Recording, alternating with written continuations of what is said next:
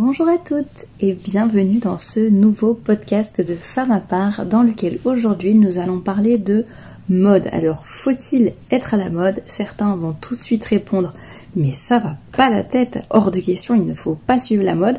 D'autres au contraire vont dire mais évidemment c'est vital de suivre la mode, on ne peut pas faire autrement, il faut être dans le monde, vivre avec notre temps. Donc nous allons voir dans ce podcast un peu les pour, les contre, pourquoi certains sont sur telle position, d'autres sur une autre, et voilà, on va essayer d'avoir un regard vraiment, un peu prendre du recul, être le plus objectif possible, et parler de ce sujet qui parfois provoque beaucoup de remous. Juste avant de commencer, je voulais vous remercier déjà pour votre fidélité parce qu'au moment où j'enregistre ce podcast, ça y est, nous sommes presque 3000 sur cette chaîne, donc vraiment je vous remercie. N'hésitez pas, les personnes qui ne sont pas abonnées, n'hésitez pas à le faire maintenant et à activer la petite cloche pour recevoir les notifications dès que je publie une nouvelle vidéo, que ce soit un podcast, une conférence, une chronique de livre. Enfin la chaîne est assez variée, donc je pense que vous pouvez trouver des contenus vraiment différents et qui sauront vous intéresser. Le dernier contenu en date, la dernière nouveauté on va dire, étant des entretiens que je fais avec des femmes que je trouve inspirantes, intéressantes, sur des sujets complètement variés, de l'accouchement à la colorimétrie, en passant par l'élégance et les bonnes manières. Donc vraiment n'hésitez pas à suivre tous ces contenus s'ils vous intéressent. Et le deuxième point sur lequel je voulais vous remercier, c'était évidemment pour l'accueil que vous avez réservé à la collection qui est donc sortie le mardi 8 décembre dernier. Vous avez été super nombreuses et nombreux à passer des commandes. En tout cas sur la première journée de lancement, ça a été vraiment un tourbillon de commandes, de questions, de compliments. Donc vraiment je vous remercie. Pour celles et ceux qui n'auraient pas encore découvert la collection, donc il s'agit de robes et d'accessoires, n'hésitez pas à regarder le lien qui est dans la bio, je vous mettrai, dans la description, je vous mettrai le lien vers la boutique, donc shop.femmeapart.com, et c'est là que vous pourrez trouver toutes nos robes fabriquées en Pologne, dessinées en France, à des prix vraiment abordables et évidemment avec la qualité qui est au rendez-vous, sans oublier bien sûr l'élégance, la décence et la beauté, la féminité. Donc beaucoup de choses justement qu'on ne retrouve pas dans les modes actuelles. Donc n'hésitez pas à aller faire un tour sur la boutique en ligne. Donc pour revenir à mon sujet qui était la mode, mais comme ça fait une bonne petite transition. Je voulais commencer en fait ce podcast peut-être déjà en se demandant qu'est-ce que la mode, de quoi parle-t-on? C'est vrai que moi par exemple si on me dit est-ce qu'il faut, Thérèse, qu'est-ce que tu penses, est-ce que tu penses qu'il faut être à la mode, mon premier réflexe serait plutôt de dire non, parce que pour moi la mode représente beaucoup de choses dont je vous parlerai après, pour moi qui sont de trop gros obstacles. En tout cas il faut vraiment prendre la mode avec des pincettes, et il y a d'autres personnes au contraire, vous leur demanderez est-ce qu'il faut être à la mode et elles vont dire bien sûr que oui, et ce ne sont pas des personnes qui s'habillent mal, loin de là. Donc je pense que ça dépend un peu du point de vue duquel on se place, et c'est pour cela que je fais ce podcast, pour un peu parler des avantages, des inconvénients, et montrer que comme en toute chose finalement il faut avoir un équilibre. Alors la définition que j'ai trouvée sur Wikipédia pour la mode vestimentaire, c'est: la mode vestimentaire désigne la manière de se vêtir conformément au goût d'une époque dans une région donnée. C'est un phénomène impliquant le collectif via la société, le regard qu'elle renvoie, les codes qu'elle impose et le goût individuel. La mode est aussi déterminée par d'autres facteurs pour ceux qui la suivent. Un moyen d'affirmer son rang social, son groupe social, son pouvoir d'achat et sa personnalité. L'une de ces caractéristiques vient de son changement incessant, incitant par là même à renouveler le vêtement avant que celui-ci ne soit usé ou inadapté. J'ai trouvé que cette définition était assez intéressante et reprenait pas mal de points dont je voulais parler avec vous, donc c'est pour ça que je l'ai partagé au début de ce podcast avec vous. Alors pour commencer avec les avantages, parce que bien sûr il y a des avantages à la mode, je suis la première à le dire, et vous le verrez ça sera un petit peu la conclusion de ce podcast, mais bien sûr il est, je pense, assez important de s'habiller de façon moderne. Après cela dépend de ce que l'on veut dire, parce que par exemple le style vintage, donc qui par définition est un style rétro, qui reprend plutôt les codes vestimentaires justement d'il y a quelques années, voire quelques décennies, est une façon... Alors évidemment, oui, c'est une certaine mode finalement. En tout cas, à l'heure actuelle, le rétro est à la mode. Et c'est ça qui est assez, d'ailleurs, paradoxal finalement. Mais les premiers avantages donc de suivre la mode, d'être à la mode, donc de façon générale, on va dire, de s'habiller de façon moderne, avec des habits contemporains que l'on trouve dans les boutiques à l'heure actuelle, et donc pas des vêtements qui datent de nos grands-mères ou d'autres époques, et d'ailleurs je n'ai rien contre les vêtements des grands-mères, il y en a certains qui sont vraiment magnifiques et de très bonne qualité, mais ce que je veux dire c'est que le fait de s'habiller de façon contemporaine, qui va un petit peu dans le dans le moule et dans l'ambiance actuelle, et que voilà, tout le monde, si l'on suit un petit peu les goûts et les choix de nos contemporains, enfin quoique ce ne sont pas nos contemporains qui font la mode, c'est plutôt toutes les industries de la mode et les marques qui décident finalement, mais ça c'est autre chose. Et donc le premier avantage, c'est évidemment que la mode est vecteur de lien social. C'est une façon de de sentir que l'on appartient à un groupe, que l'on est identique entre guillemets, mais en tout cas que l'on ressemble aux autres, que l'on se sent... On ne se sent pas isolé, on ne se sent pas mis à part, on sent que l'on appartient vraiment à une société. Et évidemment pour l'homme, l'homme avec un grand H, évidemment c'est très important de sentir ce lien social et de sentir que l'on appartient à un groupe. L'homme est un animal social, donc évidemment ça c'est un des points vraiment positifs. Et d'ailleurs il y a beaucoup de gens qui se sentent très mal, qui n'est pas passé par là dans son enfance, dans son adolescence ou peu importe, à se sentir vraiment... rejeté parce que les parents imposaient certains vêtements qui n'étaient pas à la mode, ou ne voulaient pas changer ou racheter de vêtements aussi souvent que l'adolescent aurait voulu. Et voilà, on se sent tout de suite exclu, que ce soit à l'école, au travail ou peu importe, parce que voilà, on sent qu'on est trop différent. Donc la mode permet, c'est vrai, de se sentir, peut-être de se sentir mieux en société, ou en tout cas c'est vraiment un vecteur de lien social, donc ça c'est vraiment le côté positif. Le deuxième côté de la mode qui est plutôt positif, ça peut être le côté, justement ce changement peut permettre vraiment de s'amuser.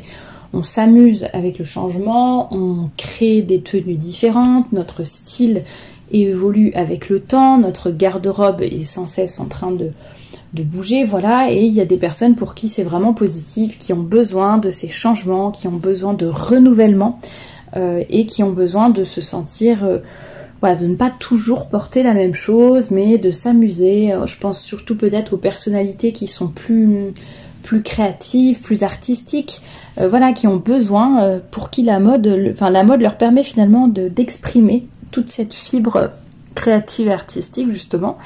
Et voilà, tout simplement d'avoir des choses qui changent, qui bougent, qui leur permettent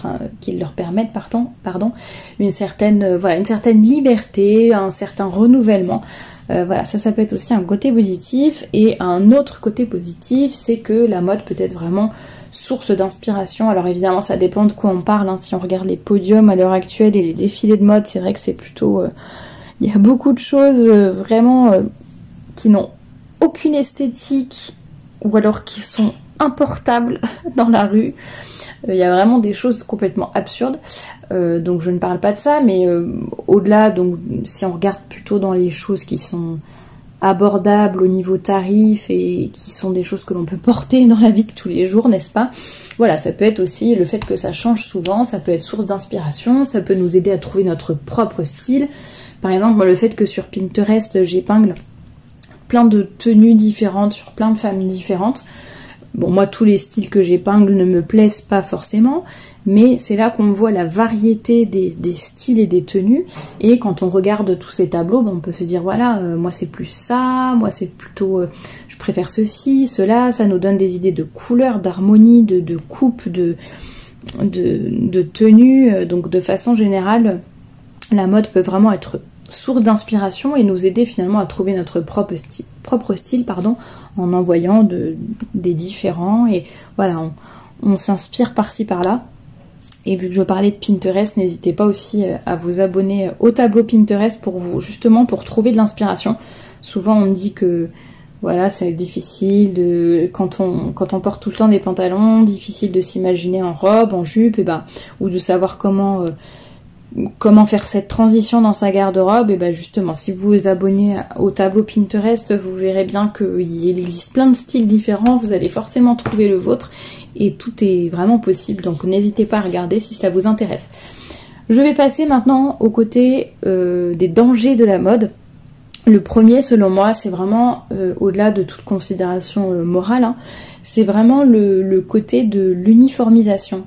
Alors je parlais de la créativité, certes c'est une chose, ça peut laisser de la place à la créativité, mais cela peut aussi un peu forcer finalement à être tous identiques, tous pareils, tous porter la même chose, un jean moulant, des baskets, un t-shirt blanc.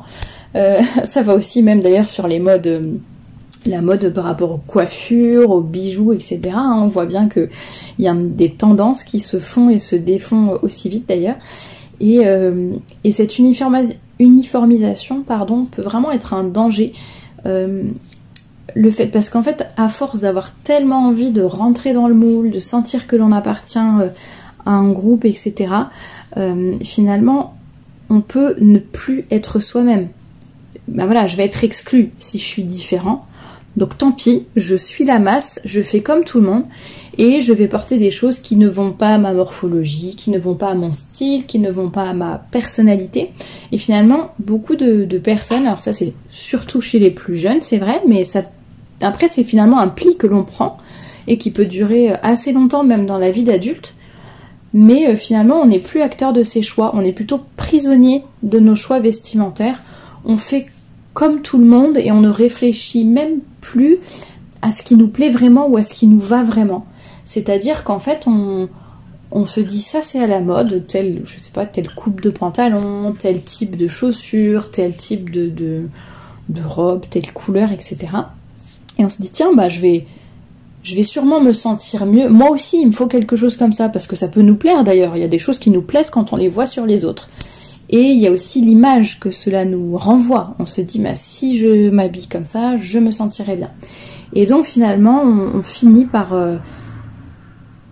faire des choix qui ne nous correspondent pas et par être habillé d'une façon qui ne nous correspond vraiment pas. Et ça, c'est vraiment très dommage. Et d'ailleurs, c'est un peu ce qui se passe parfois par rapport à la décence et à l'élégance de nos tenues. Pourquoi il y a tellement de personnes, même dans les milieux catholiques ou quoi, qui finalement abandonnent petit à petit la modestie, la décence? C'est parce qu'en fait elles se projettent, elles voient chez les autres quelque chose et se disent « Ouah, ça a l'air génial, ça a l'air super, moi aussi je veux me sentir aussi, je sais pas, aussi belle ou aussi, bon c'est peut-être pas une question de beauté, mais me sentir aussi bien parce que moi je veux ressembler à telle personne, avoir du succès comme cette personne, avoir beaucoup d'amis, me sentir vraiment que j'appartiens à un groupe, etc. » Et on en vient à faire des compromis par rapport à nos valeurs, notre personnalité, parce que ce que l'on projette en fait nous donne envie, alors que pas du tout. Il faut vraiment, c'est vraiment super important pour moi d'être soi-même, et comme je le disais, ça c'est vraiment au-delà de toute considération morale, même si vous n'êtes pas d'accord avec tout ce que je dis d'habitude sur la modestie, la décence, la féminité, peu importe, j'allais dire, c'est vraiment hyper important de se dire, mais il ne faut pas vouloir ressembler aux autres à tout prix. C'est-à-dire, comme je le disais, il y a le côté positif du lien social, de l'appartenance à un groupe qui n'a rien de mauvais en soi, mais ça commence à devenir mauvais à partir du moment où on ne fait pas des choix complètement libres, c'est-à-dire qui respectent nos valeurs, notre personnalité et nos envies. Donc ça c'est sachant que les envies évidemment ne passent pas au-dessus de tout, hein. C'est pas parce que j'ai envie de sortir en pyjama que je sors en pyjama ou à moitié nue dans la rue, bien sûr. Deuxième danger de la mode, c'était un peu évoqué justement dans la définition de Wikipédia que je vous ai donnée au début, c'est la surconsommation. À force de vouloir être à la mode, eh bien on en vient à changer, on peut en venir à changer tout le temps de garde-robe. Alors, pareil, je l'ai dit avant, le changement n'est pas forcément mauvais en soi. Par contre, si le changement nous pousse à dépenser des sommes d'argent folles, à ne nous occuper que de notre image, de nos vêtements, uniquement de notre apparence, si ce sont si ce sont aussi des pertes de temps monstrueuses, à tout temps penser vêtements, parler de vêtements, racheter des vêtements, tout ça pour être à la pointe de la mode et faire du gâchis également, puisque l'on va on va jeter ou laisser de côté des habits qui ne sont pas du tout usés ou très peu, qui pourraient largement encore servir. Alors bien sûr, il y a des nouvelles plateformes du style Vinted, Le Bon Coin ou peu importe, où beaucoup de personnes sont très heureuses de se dire c'est génial, je peux revendre mes vêtements, donc c'est super chouette, comme ça je m'en achète d'autres, mais seulement si j'en revends ou j'ai le droit d'acheter une telle pièce si j'en enlève une de ma garde-robe. Alors oui, ce sont des initiatives qui ont le mérite d'exister et voilà, c'est déjà ça. Mais je pense que ça pousse quand même toujours à ne pas forcément bien réfléchir à la manière dont on s'habille et dont on consomme. Et finalement, ça nous pousse à changer tout le temps, sans considérer le côté éthique et même le côté de ne pas rentrer dans cette boucle, ne pas être prisonnière, comme je le disais, si ça n'est pas un choix libre, si on est prisonnier dans cette espèce de surconsommation. On aura beau trouver des astuces pour ne pas perdre trop d'argent, pour que nos vêtements soient recyclés ou peu importe, mais en attendant, ce ne sont que des pansements que vous allez mettre un peu sur ce qui se passe, mais l'important c'est de ne pas tomber dans ces pièges, dans le piège de la surconsommation et dans le piège de j'ai besoin de changer tout le temps à tout prix pour me sentir bien et pour me sentir heureuse. Ce n'est pas parce que vous vous sentez mal que le fait d'acheter un pull va vous aider à surmonter votre dépression, votre colère ou peu importe vos mauvais sentiments. Le shopping et les courses de vêtements ne sont pas une thérapie. Donc vraiment essayez de bien réfléchir à cela.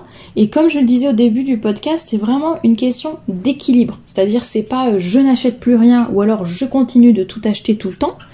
Ce n'est pas non plus jamais je ne suis une mode qui existe ou alors tout le temps je suis tout. Voilà, non, c'est vraiment une question d'équilibre. On prend ce qu'il y a de bon, on change de temps en temps si c'est nécessaire. Voilà, c'est normal. Je pense qu'il y a aussi une histoire de style qui s'adapte.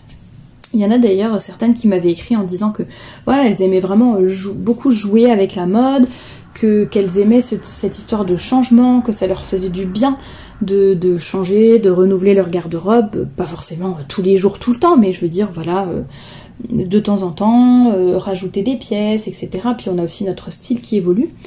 Ceci dit, je trouve que, alors j'en ai parlé dans plusieurs articles aussi, un peu du minimalisme.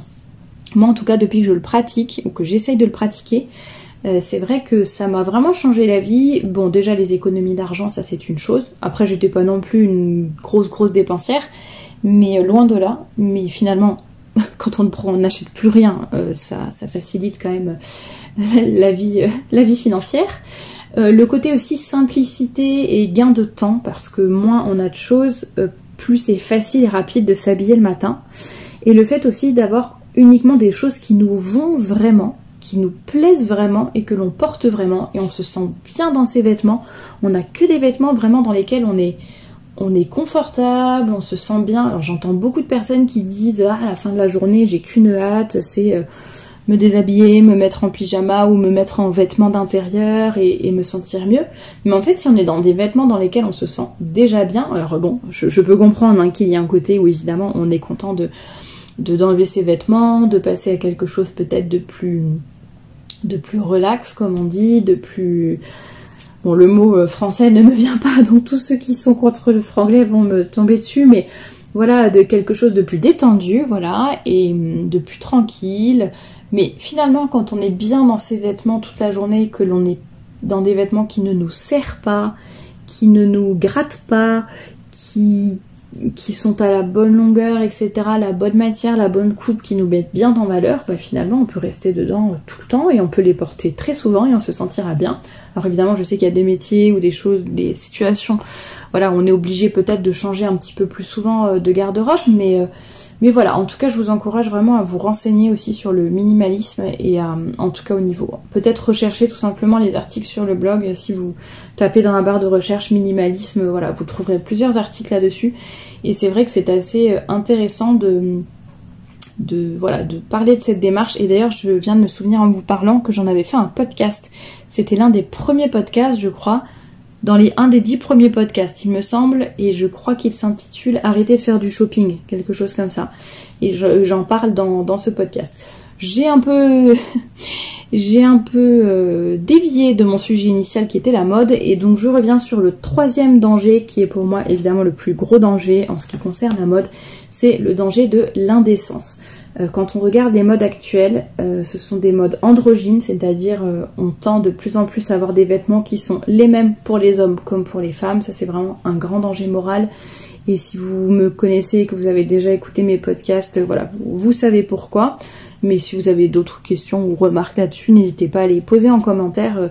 Je pourrais vous répondre ou vous aiguiller vers des podcasts ou des articles où j'en ai déjà parlé. J'en parle souvent dans mes conférences. Donc des modes androgynes et des modes évidemment indécentes, vulgaires, qui manquent totalement. Alors, il y a 3 choses. Il y a le côté androgyne, le côté indécent et vulgaire, et le troisième côté qui est le côté où ça manque vraiment de beauté et d'élégance, tout simplement. Il y a des choses qui ne sont pas forcément... comment dire, c'est-à-dire même si on met le côté décent, enfin plutôt indécent, même si on met ce critère de côté, je veux dire même en soi, c'est vraiment complètement... Ça manque d'esthétique, de beauté, d'élégance, de prestance. Alors on ne doit pas être tous les jours tous habillés comme si on allait à un bal ou à une grande soirée de charité, non, pas du tout. Mais c'est vrai que moi parfois je croise des gens dans la rue et je me dis, bon ok, même si cette personne n'a aucun sens de la pudeur, de la décence, il faudrait au moins qu'il y ait son côté esthétique là qui se réveille et que la personne au moins change de tenue, ne serait-ce que pour une question esthétique. Il y a des choses aussi qui ne vont pas du tout, à force de vouloir suivre la mode à tout prix. Il y a beaucoup de femmes qui s'habillent d'une façon qui ne les met pas du tout en valeur. Il y a beaucoup de femmes, par exemple, qui se mettent en pantalon moulant et ça ne leur va pas du tout. Et d'ailleurs, je ne pense pas qu'aux femmes qui sont forcément rondes, hein. Il y a des femmes qui sont juste normales, enfin je veux dire stature et silhouette tout à fait standard. Et on voit que voilà, avec un pantalon moulant ou je ne sais quoi, ou troué, ou peu importe, ça ne leur va pas du tout, elles seraient beaucoup plus jolies en jupe ou en robe. Donc vraiment, il y a ces 3 critères-là qui rejoignent un peu le critère de l'indécence et qui sont vraiment désastreux. Et pour moi, cela représente vraiment un grand danger dans les modes actuels. C'est Notre-Dame d'ailleurs qui l'a dit à Fatima.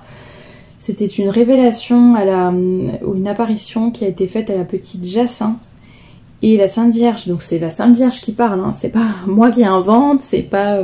voilà, c'est la Sainte Vierge directement qui dit « Certaines modes vont être introduites et offenseront beaucoup notre Seigneur. Ceux qui servent Dieu ne doivent pas suivre ces modes. L'Église n'a pas de mode, notre Seigneur est toujours le même. » Et ça c'est bien vrai. Et le pape Pie XII a fait énormément de discours sur la mode, je les cite vraiment régulièrement sur le blog ou dans mes conférences. Et on voit bien que sa position est très équilibrée justement parce qu'il ne dit pas qu'il faut complètement abandonner la mode, mais il dit voilà, il faut garder un équilibre, c'est-à-dire c'est d'abord notre conscience, nos valeurs qui passent en premier, ça n'empêche pas de suivre la mode dans ce qu'elle a de bon, entre guillemets, voilà, si ce sont des choses qui ne sont pas mauvaises, il n'y a aucun problème, mais par contre il ne faut pas pactiser avec, et il ne faut pas vendre son âme pour s'habiller mal, quoi. Donc il dit notamment dans un de ses discours « Dieu ne vous demande point de vivre en dehors de votre temps, de rester indifférente aux exigences de la mode au point de vous rendre ridicule en vous habillant à l'encontre des goûts et des usages communs de vos contemporaines, sans vous préoccuper jamais de ce qui leur plaît. » Je n'ai pas noté la fin de la citation, mais en gros c'est voilà, Dieu ne vous demande point de vivre en dehors de votre temps, mais en tout cas voilà, il vous demande de suivre certaines règles, si on peut appeler ça comme ça, de morale et de vertu, tout simplement. Que ce soit par respect pour le bon Dieu, pour ce corps qu'il nous a donné, qui est le temple du Saint-Esprit, donc par égard pour nous, par égard pour les autres, en particulier les hommes. Voilà, ce sont des aspects à ne pas négliger. Alors, certaines m'ont demandé dans une conférence que j'ai donnée, une visioconférence que j'ai faite la semaine dernière, certaines filles m'ont posé des questions en disant mais est-ce qu'on va pas être toutes pareilles à force de suivre tous les critères de décence, d'élégance, de féminité, de modestie. Finalement c'est entre guillemets un carcan comme celui de la mode, quoi. On est enfermé dans quelque chose. Et en fait non, pour moi il n'y a pas cette uniformisation, parce que il y a comme un cadre général, mais chacune va s'exprimer à sa manière et selon sa personnalité. Encore une fois, je vous renvoie à mes tableaux Pinterest ou autres, ou aux tenues par exemple que l'on voit sur le blog, les tenues envoyées par vous, par mes lectrices, et on voit que les styles sont complètement différents, que chacune fait un peu comme elle veut. Alors c'est vrai que parfois on rigole un peu en disant eux ils sont cathos, ça se voit juste à leur façon de s'habiller, donc il y a certains codes, il y a certaines choses qui se repèrent, mais je pense que c'est aussi tout simplement parce que le fait d'être déjà propre sur soi, soigné, décent, beau, élégant, etc., ce sont des choses qui sortent tellement de l'ordinaire, et c'est tellement rare de voir des gens comme ça, que c'est vrai qu'on peut mettre une étiquette assez rapidement ou se douter très rapidement des valeurs ou de cette personne. Après, ça peut être aussi des personnes qui ne sont pas catholiques, bien sûr, mais c'est vrai que voilà, ça peut arriver. C'est ce qui donne, je pense, un peu cette impression d'uniformisation.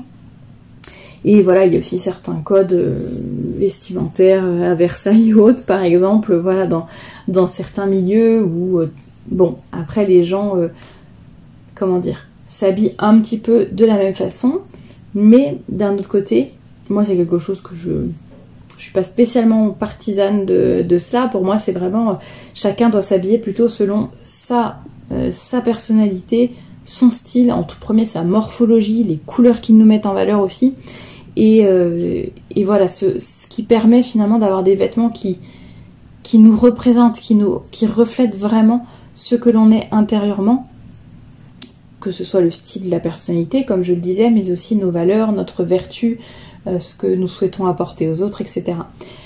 Donc en conclusion, ce que l'on peut dire, c'est que la mode, il ne faut pas en être esclave, mais ça n'empêche pas de pactiser ou de suivre ce qu'elle a de bon. Voilà, c'est tout simplement une position équilibrée. Vraiment, pour moi, c'est du bon sens. Et d'ailleurs, j'en parle vraiment de façon plus détaillée dans mon livre La féminité, moyen d'apostolat. Je vous mettrai le lien en barre d'infos également. Et d'ailleurs, si vous avez envie d'un exemplaire dédicacé, n'hésitez pas à me le demander en commentaire. Et donc dans ce livre, je parle vraiment de cet équilibre qu'il y a à avoir entre être vraiment esclave de la mode et s'habiller comme un sac à patates juste parce que non, la mode c'est le diable, et donc il faut s'habiller vraiment la plus moche possible, la plus décalée possible, et c'est ça qui fera que voilà, qu'on est de grands catholiques. Mais non, pas du tout. Il faut vraiment, comme pour toute une question d'équilibre, il y a vraiment trois dimensions qui doivent être trois conditions qui doivent être réunies pour un vêtement vraiment féminin et vraiment catholique, presque, j'allais dire, vraiment saint, S-A-I-N et S-A-I-N-T. C'est un vêtement qui doit être vrai, donc refléter vraiment ce que nous sommes. Un vêtement qui doit être bon, c'est-à-dire nous porter nous au bien, mais également les gens que nous allons voir, avec qui nous allons interagir. Et enfin un vêtement qui est beau, qui va nous tirer vers le haut, tout simplement. Donc ça, c'est un peu les trois critères, vraiment la vérité, la bonté et la beauté. Je vous invite vraiment aussi à réfléchir à ces trois dimensions, peut-être pour les prochaines courses que vous allez faire, les prochains vêtements que vous allez acheter.